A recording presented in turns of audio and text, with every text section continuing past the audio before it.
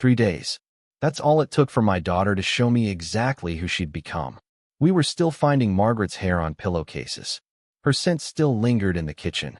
And while I was sitting in the living room, staring at the empty space where my wife used to read every morning, Ashley walked in with all the grace of a corporate takeover. No tears, no warmth. Just, "Dad, we need to talk." What followed wasn't comfort. It wasn't concern. It was a demand. Give her access to everything. Accounts, property, control, because she would be taking care of me now.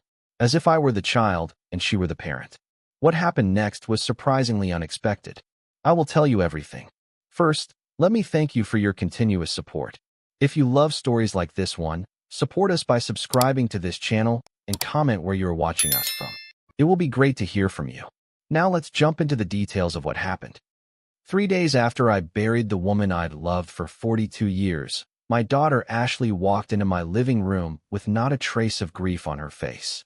The air still smelled faintly of the roses we laid on Margaret's casket. My suit jacket hung limp on the back of a chair, and I was still wearing the black tie I hadn't had the strength to take off. Everything around me felt unreal, like I was standing inside a snow globe someone else kept shaking. But Ashley, she was as poised as ever, not a strand of her straightened hair out of place. She stood there, hands clasped, and said, "Dad, we need to talk." I looked up slowly. My coffee had gone cold hours ago, but I kept sipping it anyway. It gave me something to do with my hands. "Sure," I said, expecting maybe a conversation about funeral costs, or how she was handling everything. Maybe she'd ask about her brother, Jason, who hadn't been around much since the service. But instead, she took a seat across from me, crossed her legs, and said something that shifted the ground beneath me. "Now that Mom is gone," she began, her tone painfully neutral, "I think it's time you gave me access to everything. I'll be taking care of you now." At first, I thought I misheard her. I blinked. "I'm sorry." She leaned in slightly, voice lower but firm. "You're not getting any younger, Dad. You shouldn't be worrying about bills and legal documents and passwords. Let me take that burden off your shoulders. It's what Mom would have wanted." That last part, "it's what Mom would have wanted," felt like someone taking Margaret's voice and twisting it. My wife was fiercely independent. She planned her own funeral down to the music. And while Ashley had always been, let's say, assertive, Margaret had made it clear we were to live on our own terms, even after she was gone. I sat back and studied Ashley. She was 35, successful by most standards, and always had an answer for everything. Even when she was a kid, she'd argue bedtime like a seasoned lawyer. But this wasn't just ambition. This was something darker. Entitlement, assumption, and beneath it all, a chilling sense of ownership, as if she saw me not as her father, but as a portfolio waiting to be managed. "Ash," I said quietly, "I appreciate the offer, but I'm not ready to hand over anything." Her lips twitched, almost a smile, almost a sneer. "It's not about readiness, Dad. It's about being practical. You're alone now. You need help. Why make things harder than they have to be?" I looked at her and realized something I hadn't wanted to admit for years. Ashley wasn't here for me. She was here for what she thought came next. The house, the accounts, the control. "I think I need some time," I said, keeping my voice steady. "We just buried your mother." Ashley sighed and stood up, smoothing her skirt like she was concluding a business meeting. "Fine, but don't take too long. Delays cause problems." And with that, she walked out of the room, heels clicking against the hardwood. The door closed, and the silence that followed was heavier than anything I'd felt in the past few days, even heavier than the moment they lowered Margaret's casket into the ground. That night, I sat in Margaret's old armchair and went through the files she'd kept so meticulously in her floral print binder. Insurance, savings, deeds, passwords. She labeled everything. I remembered her handwriting. Neat, cursive, slightly slanted. She never trusted digital backups. "Paper doesn't crash," she used to say with a smirk. My throat tightened. As I turned the pages, I came across a sticky note tucked inside the binder's front cover. In her handwriting, it read, "If anything ever happens to me, don't let Ashley rush you. Take your time. Trust your gut." It was like Margaret had known. Maybe she'd seen the same glint in Ashley's eye that I finally saw now. I sat there for hours, staring at that note, the weight of my decision settling into my bones. By morning, I called the bank and revoked any pending changes Margaret and I had discussed. We had been planning to update the power of attorney before her diagnosis, but now, that was off the table. I changed every password, froze any access Ashley might have guessed. And then, I called our lawyer and asked to schedule a meeting. Still, guilt gnawed at me. Was I being paranoid? Was this grief twisting my judgment? Or had I always known Ashley was capable of this, and just didn't want to admit it? Later that afternoon, I called Jason. He didn't pick up at first, but when he called back, his voice was rough. He'd been crying. "I'm sorry, Dad. I should have been around more. I couldn't stand the way Ashley was acting at the funeral."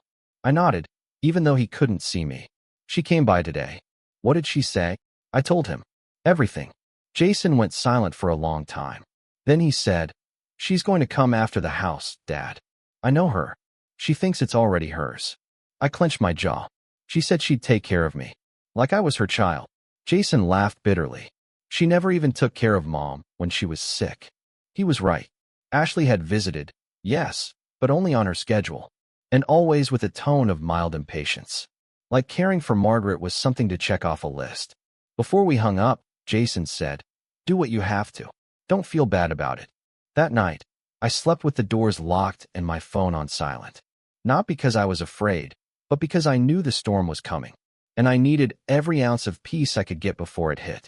3 days after I buried my wife, I saw my daughter clearly for the first time. And what I saw wasn't love. It was calculation.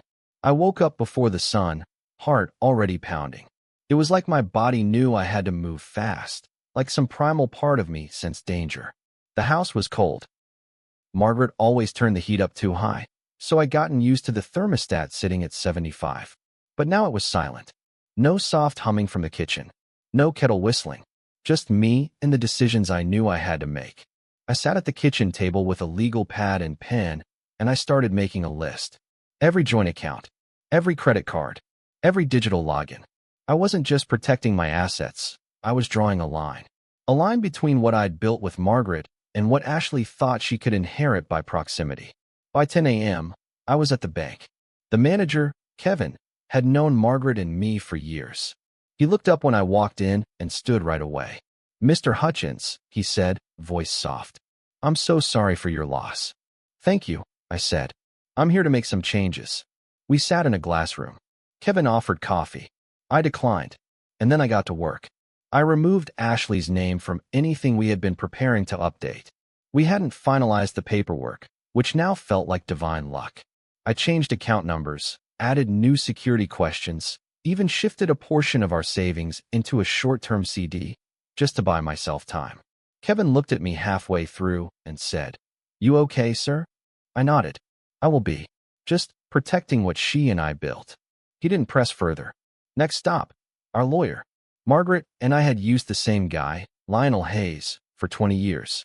He was sharp, older, no nonsense. He wore the same navy blue suit every time I saw him, and today was no different. "Arthur," he said, greeting me with a firm handshake. "Let's talk." I laid it out. What Ashley said, what I suspected, the note from Margaret. Lionel listened without interrupting, his hands folded across his desk. Finally, he said, "We can secure everything under the trust Margaret set up. It already protects most of your assets. But I'll reinforce it. Tighten language. Make it clear. Nothing changes without your express approval." "Good," I said. "Do it." He scribbled notes. "Do you want to notify Ashley?" I shook my head. "Let her find out the hard way." And she did. 3 days later, she showed up at the house.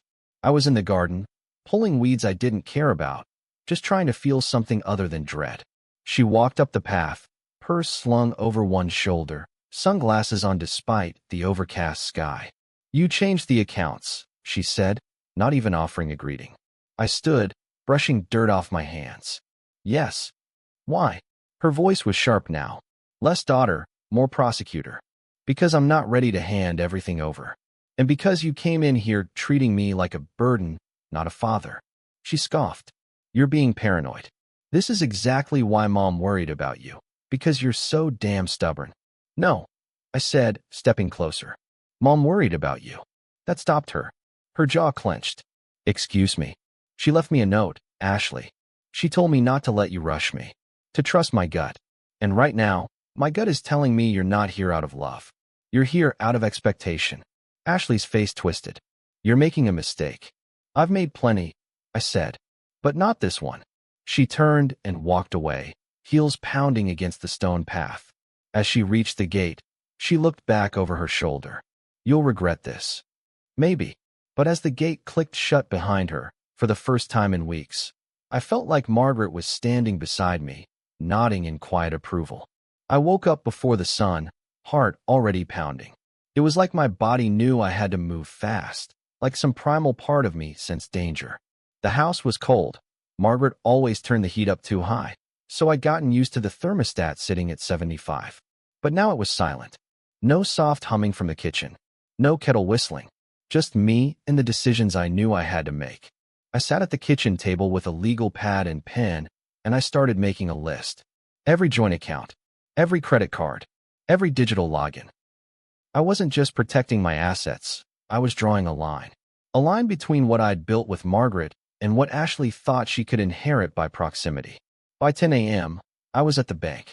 The manager, Kevin, had known Margaret and me for years. He looked up when I walked in and stood right away. Mr. Hutchins, he said, voice soft. I'm so sorry for your loss. Thank you, I said. I'm here to make some changes. We sat in a glass room. Kevin offered coffee. I declined, and then I got to work. I removed Ashley's name from anything we had been preparing to update. We hadn't finalized the paperwork, which now felt like divine luck. I changed account numbers, added new security questions, even shifted a portion of our savings into a short-term CD, just to buy myself time. Kevin looked at me halfway through and said, You okay, sir? I nodded. I will be. Just protecting what she and I built. He didn't press further. Next stop, our lawyer. Margaret and I had used the same guy, Lionel Hayes, for 20 years. He was sharp, older, no nonsense. He wore the same navy blue suit every time I saw him, and today was no different. Arthur, he said, greeting me with a firm handshake. Let's talk. I laid it out. What Ashley said. What I suspected. The note from Margaret. Lionel listened without interrupting, his hands folded across his desk. Finally, he said, We can secure everything under the trust Margaret set up. It already protects most of your assets. But I'll reinforce it. Tighten language. Make it clear. Nothing changes without your express approval. Good, I said. Do it. He scribbled notes. Do you want to notify Ashley? I shook my head. Let her find out the hard way. And she did. 3 days later, she showed up at the house. I was in the garden, pulling weeds I didn't care about, just trying to feel something other than dread. She walked up the path, purse slung over one shoulder, sunglasses on despite the overcast sky. You changed the accounts, she said, not even offering a greeting. I stood, brushing dirt off my hands. Yes. Why? Her voice was sharp now. Less daughter, more prosecutor. Because I'm not ready to hand everything over. And because you came in here treating me like a burden, not a father. She scoffed. You're being paranoid. This is exactly why Mom worried about you. Because you're so damn stubborn. No, I said, stepping closer. Mom worried about you. That stopped her. Her jaw clenched. Excuse me. She left me a note, Ashley. She told me not to let you rush me. To trust my gut. And right now, my gut is telling me you're not here out of love. You're here out of expectation. Ashley's face twisted. You're making a mistake. I've made plenty, I said. But not this one. She turned and walked away, heels pounding against the stone path. As she reached the gate, she looked back over her shoulder. You'll regret this. Maybe. But as the gate clicked shut behind her, for the first time in weeks, I felt like Margaret was standing beside me, nodding in quiet approval. The voicemail sat in my phone like a live grenade. I must have listened to it a dozen times over the next few days. Each time, I caught something new in her voice, resentment, bitterness, entitlement. But what scared me most wasn't the words. It was the venom behind them. You'll see who I really am, she said. And part of me believed her. Word started spreading through the family faster than I expected. At first, it was just murmurs. Margaret's sister called and said she'd heard from Ashley. She says you're cutting her out, Helen told me, trying to sound neutral but failing. She's devastated. She's not cut out, I replied calmly. She just doesn't control everything like she assumed she would. Well, Helen sighed. She's your only daughter.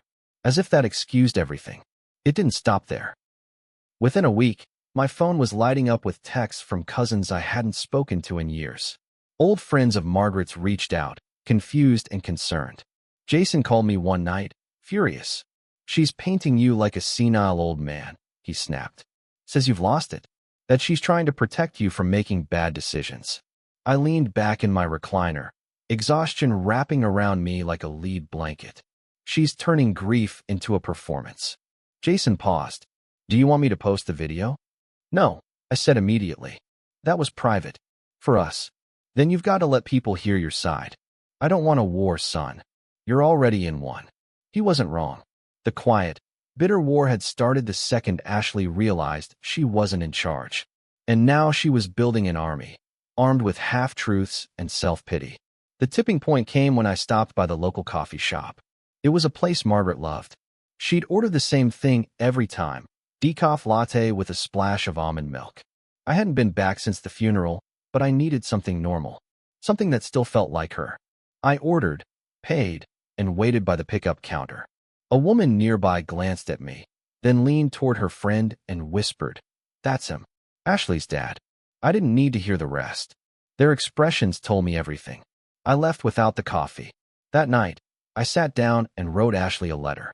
I didn't know if I'd send it, but I needed to get the words out. Ashley, I don't know who you've become, but this version of you isn't the daughter I remember.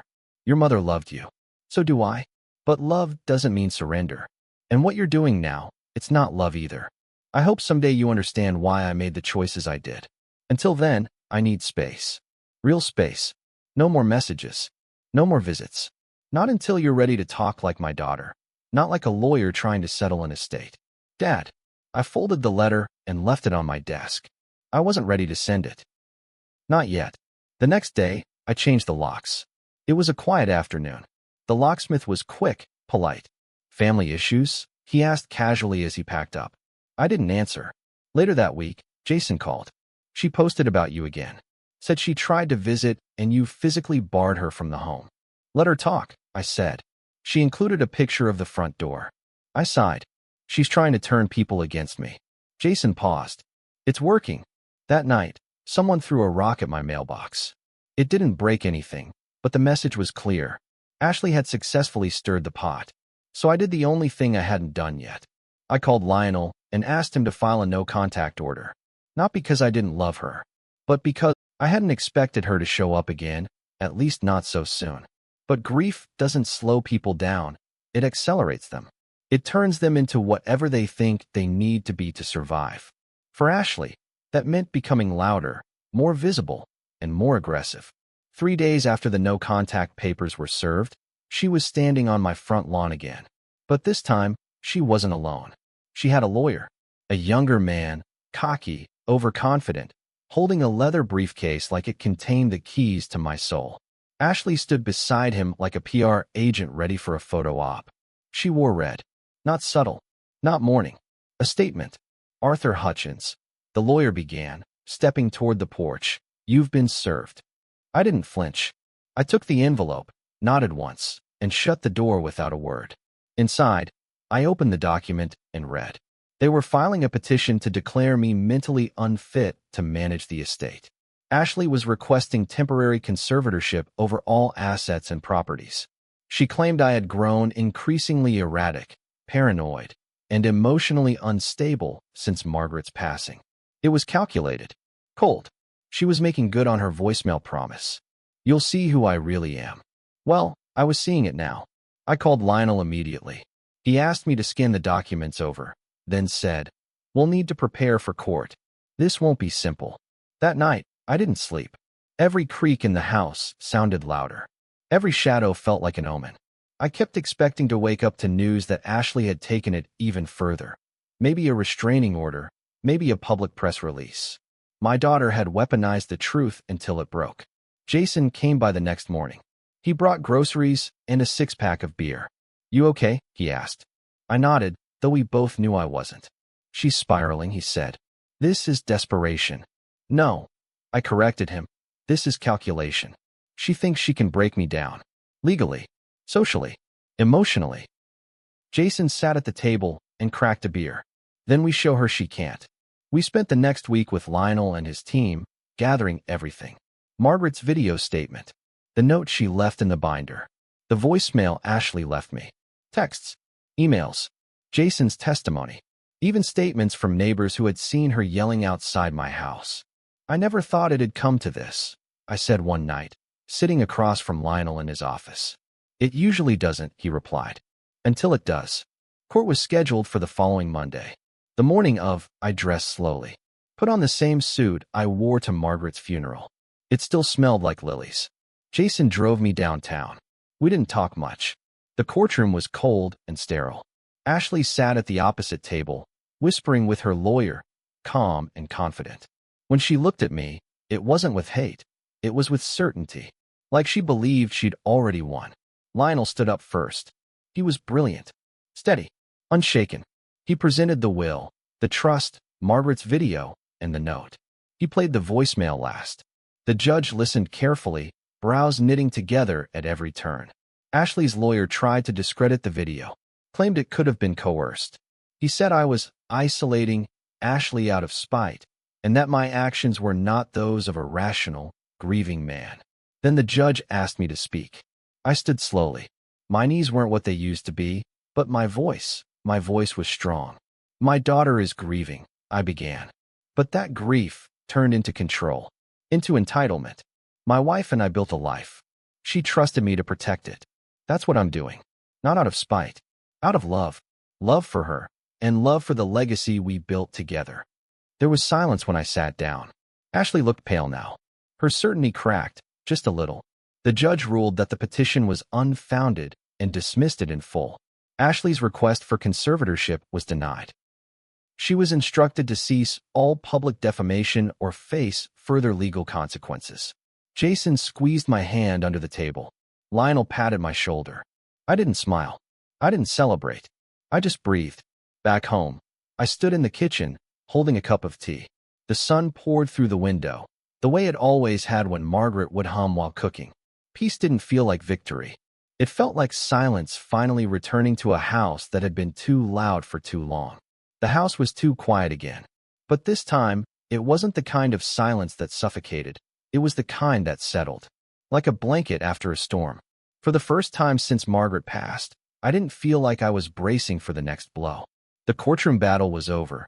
The smear campaign had lost steam, and Ashley had vanished into silence. I hadn't heard from her in weeks. Jason dropped by every few days, bringing groceries, checking in, always ending our visits with a quiet, "You did the right thing, Dad." He never stayed too long. He respected the solitude. We both needed it. Margaret's garden had started to bloom again. October had been harsh, but the roses she loved so much were stubborn things.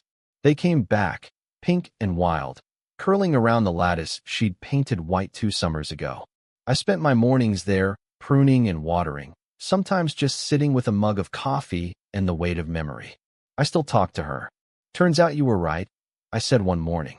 About her. About everything. A wind picked up, soft and cool, brushing the leaves like a whisper. In the weeks since court, I'd gotten letters. Quiet ones.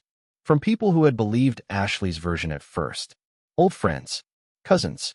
Even Helen. They apologized. Some more sincerely than others. But I didn't respond. Not because I was bitter, but because I had nothing left to prove.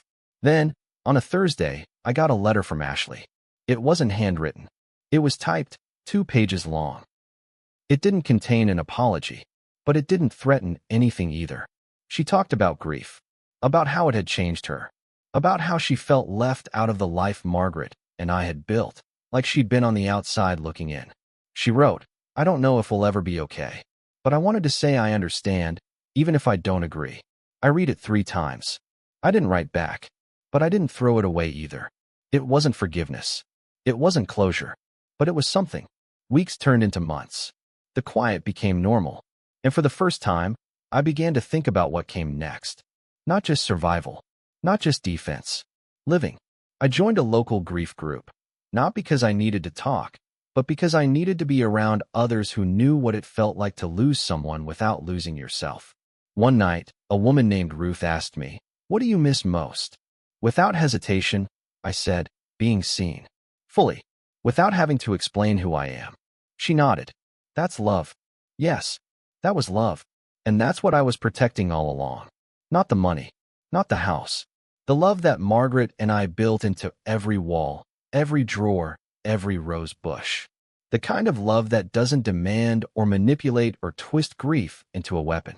Ashley might never understand that, but I had to, and I did. So I sit here now, a man who lost his wife, who nearly lost his peace, but didn't lose himself. And that's something.